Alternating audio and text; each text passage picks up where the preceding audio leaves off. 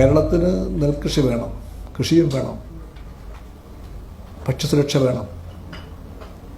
എന്തെല്ലാം പ്രയാസമുണ്ടായിട്ടും കേരള ഗവൺമെൻറ് കൃഷിയെ പ്രോത്സാഹിപ്പിച്ചിട്ടുണ്ട്. നെൽകൃഷി വർദ്ധിക്കുന്നുണ്ട് പഴയതിനേക്കാളും. പക്ഷേ ഒരുപാട് പ്രശ്നങ്ങൾ നേരിടുന്നുണ്ട്. അടിയന്തര പ്രശ്നം കർഷകരെ ആ രംഗത്ത് ഉറപ്പിച്ചു നിർത്തുകയാണ്. ആശ്രയിക്കാവുന്ന ഒരു ജീവിതോപാധിയായിട്ട് കൃഷിയെ മാറ്റുകയാണ്. അതിൻ്റെ ഭാഗമായിട്ടാണ് താങ്ങുവിലയ്ക്ക് പുറമെ സംസ്ഥാന ഗവൺമെൻറ് കൃഷിക്കാർക്ക് അറിഞ്ഞുകൊണ്ട് തന്നെ ഒരു പ്രോത്സാഹന ബോണസ് പ്രഖ്യാപിച്ചിട്ടുള്ളത്.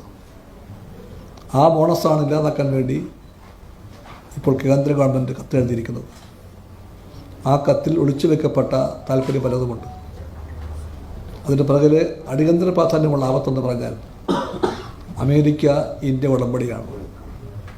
ആ ഉടമ്പടി പ്രകാരം എല്ലാ ഉൽപ്പന്നങ്ങളും ഇന്ത്യയിലേക്ക് നമ്മൾ കൊണ്ടുവരേണ്ടി വരും. അമേരിക്കയ്ക്ക് വേണ്ടി ഇറക്കുമതി വേണ്ടി വരും. ഭക്ഷ്യധാന്യങ്ങളും മറ്റ് വസ്തുക്കളും അടക്കമല്ല, ഫിനിഷ്ഡ് ഗുഡ്സ് അടക്കം എല്ലാ ഉൽപ്പന്നങ്ങളും 50,000 കോടി രൂപയുടെ 1,00,000 കോടി രൂപയുടെ ഉൽപ്പന്നങ്ങളാണ് ഇന്ത്യയിലേക്ക് വരേണ്ടതെന്ന് അവർ തന്നെ പറയുന്നു. നമുക്കാർക്കും അറിയില്ല. ആ കരാറിനെ പറ്റി പാർലമെൻറ്റോ ജനങ്ങളോ അറിയുന്നില്ല.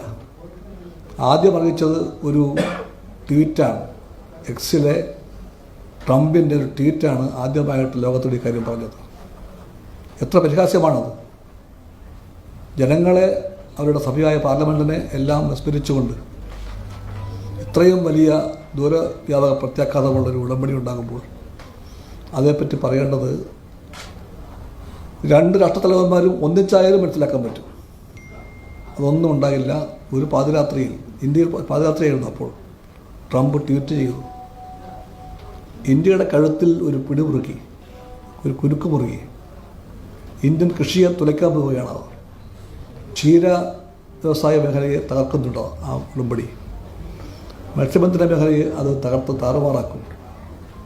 ശാസ്ത്ര ഗവേഷണങ്ങളെ അത് ആപ്പീസ് പൂട്ടിക്കും.